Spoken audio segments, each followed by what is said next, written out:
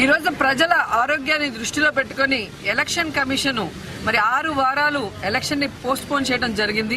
ఈ రోజు తెలుగుదేశం పార్టీ వాళ్ళు దాన్ని కూడా రాజకీయం చేస్తూ ఏదో వైఎస్ఆర్ కాంగ్రెస్ పార్టీ భయపడిపోయి దీన్ని పోస్ట్ పోన్ చేయించినట్టు మాట్లాడటం అనేది సిగ్గుచేటు. చంద్రబాబు నాయుడు ఓటమి భయంతో ఈ రోజు ఎన్నికల్ని వాయిదా వేయటానికి తన మనిషి అయిన నిమ్మగడ్డ రమేష్ తో ఏ విధంగా నాటకం ఆడాడో మనం చూసాం.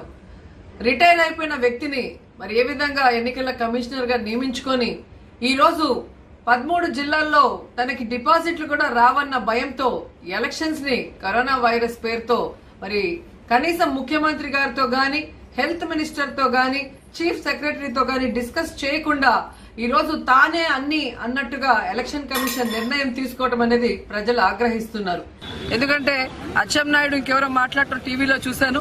ఒళ్ళు పెరిగిందే తప్ప బుద్ధి పెరగలేదని అనేక సందర్భాల్లో అసెంబ్లీలో చెప్పిన విషయం ఈ రోజు అందరికీ కూడా నిజం అనేది తెలుస్తుంది. ఎందుకంటే పక్క రాష్ట్రాల్లోనే కాదు, దేశ వ్యాప్తంగా ఈరోజు కరోనా వైరస్ వల్ల ఎంతమంది చనిపోతున్నారు, ఎంత భయభ్రాంతులకి మరి ఆ వైరస్ గురి చేస్తుందో తెలుసుకొనే ఈరోజు పెళ్లిళ్ళు అనేది క్యాన్సిల్ చేసుకున్నారు, స్కూల్స్ అన్ని లీవ్లు ఇచ్చేశారు, షాపింగ్ కాంప్లెక్స్లు మరి సెలవు ప్రకటించారు. ఈ విధంగా అన్ని చోట్ల కూడా ప్రజలు గుమికూడే చోట్ల అన్ని బ్యాన్ చేస్తుంటే ఎలక్షన్ల దగ్గర ప్రజలందరూ ఒక చోట చేరితే ఈ విధమైన వ్యాధి సోకితే మళ్ళీ ఇబ్బంది అవుతుందని చెప్పి ఎలక్షన్ కమిషన్ 6 వారాలు పోస్ట్ పోన్ చేయడం జరిగిందన్న విషయాన్ని తెలుగుదేశం పార్టీ వాళ్ళు తెలుసుకోవాలి.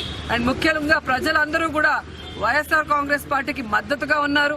ఈరోజు దేశంలోనే ఏ ముఖ్యమంత్రి చేయనటువంటి విధంగా జగన్మోహన్ రెడ్డి గారు మరి 9 నెలల తన పరిపాలనలో తనిచ్చిన హామీలన్నీ కూడా దాదాపుగా నెరవేర్చి ప్రజల్ని ఆశీర్వదించాడు. కాబట్టి ఈ రోజు అందరూ వైఎస్ఆర్ కాంగ్రెస్ పార్టీకి విజయకేతనం ఎగరేయడానికి రెడీగా ఉన్నారు.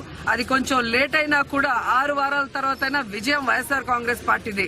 ఎందుకంటే ఎన్నికలు అయిపోయిన తర్వాత ఎన్నికల కమిషన్ ప్రజల బాధ్యత తీసుకోదు.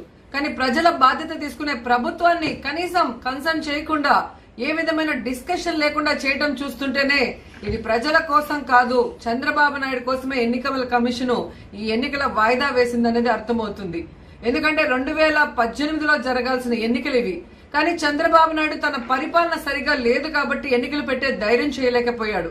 ఈ రోజు జగన్మోహన్ రెడ్డి గారు తాను ముఖ్యమంత్రి అయిన తర్వాత ఈ రోజు ధైర్యంగా ఎన్నికలు పెడితే ఆ ఎన్నికల్ని జరగనివ్వకుండా ఏ విధంగా కోర్టుకు వెళ్లి బీసీలకి 59.5% రిజర్వేషన్లు ఉండకూడదని చెప్పి ఎన్నికల్ని పోస్ట్ పోన్ చేయించుకుంటూ వచ్చి చివరికి ఇప్పుడు ఎన్నికలు పెడితే కరోనా వైరస్ పేరుతో తనకి డిపాజిట్లు రావన్న భయంతో పోస్ట్ పోన్ చేయించి మన రాష్ట్రానికి రావాల్సిన దాదాపుగా 5,000 కోట్ల రూపాయల్ని కేంద్రం నుంచి రాకుండా మరి రాష్ట్రం మీద కసి తీర్చుకుంటున్నాడు అనేది స్పష్టంగా అర్థమవుతుంది.